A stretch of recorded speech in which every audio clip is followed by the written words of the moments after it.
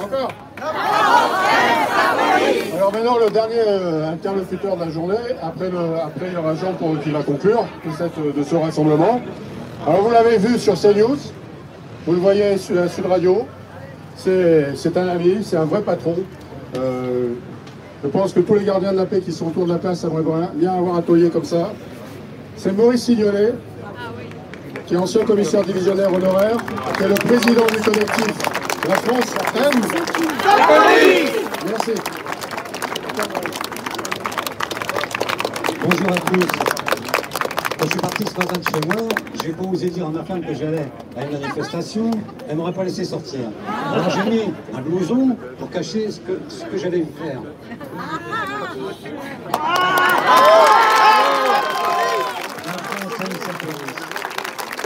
Alors on a confié la mission de clôturer les interventions. Alors rassurez-vous, je vais être très court. D'abord, je voulais remercier, je ne sais pas si on vous l'a dit déjà, hein, on a mis quelques semaines à créer ce collectif, et mine de rien, en l'espace de quelques semaines, on est arrivé à être présent dans 15 villes aujourd'hui. À la même heure, 15 villes. Dès la semaine prochaine, on va donner une ampleur plus importante à ce mouvement. Voilà. La police tue. Urgence, la police assassine. Mais aussi, lorsqu'on a une couleur de peau qui n'est pas blanche, on est beaucoup plus contrôlé. Voilà comment, mêlant vocifération irresponsable et inconsistance politique, on considère les forces de l'ordre. Les 150 000 policiers, les 100 000 gendarmes, les 25 000 policiers municipaux, les 30 000 personnels pénitentiaires sont aujourd'hui pris dans un étau dont les mâchoires se referment chaque jour un peu plus. Chaque jour, ils doivent aller chercher la force et le courage d'accomplir leur mission.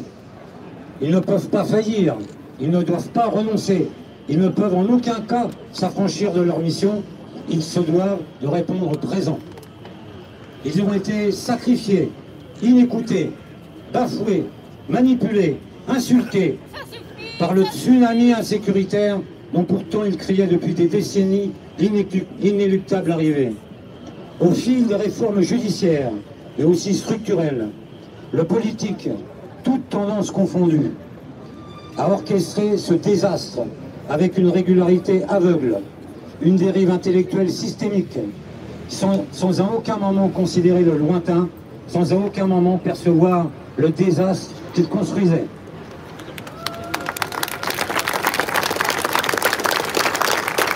Le politique a oublié ceux qui ne sont rien et qui pourtant représentent ce qu'il y a de meilleur.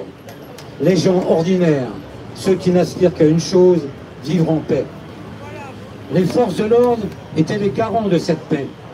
On les supplie aujourd'hui de contenir un désordre dont ils ne sont nullement responsables. Ils sont l'ultime rempart à une barbarie devenue incontrôlable, dont chaque jour, la litanie des faits divers se fait l'écho.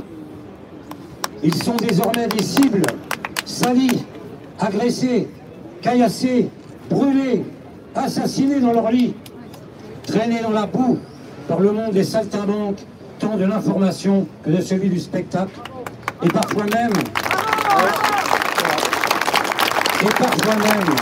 par celles dont ils sont pourtant les serviteurs, la justice, lorsque celle-ci s'égare là où elle n'aurait jamais dû aller.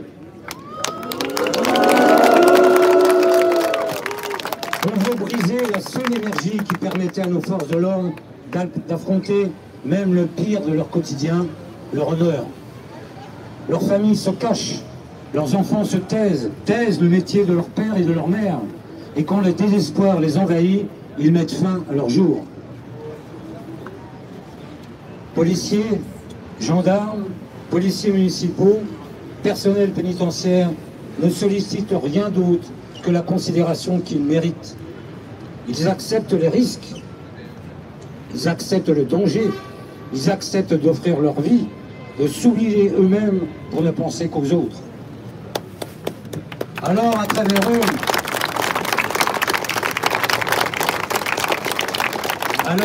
eux, c'est votre honneur qu'on assassine.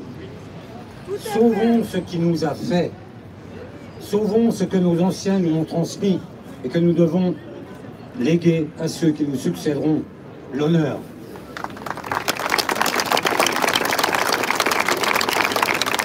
Vous voyez, je n'ai pas été long. Je vais terminer simplement sur cette phrase. Si notre slogan est « La France aime la police », c'est pour mieux vous clamer que la police, elle aime la France. Merci, merci. Surtout, ne dites pas à ma femme que j'étais une manifestation.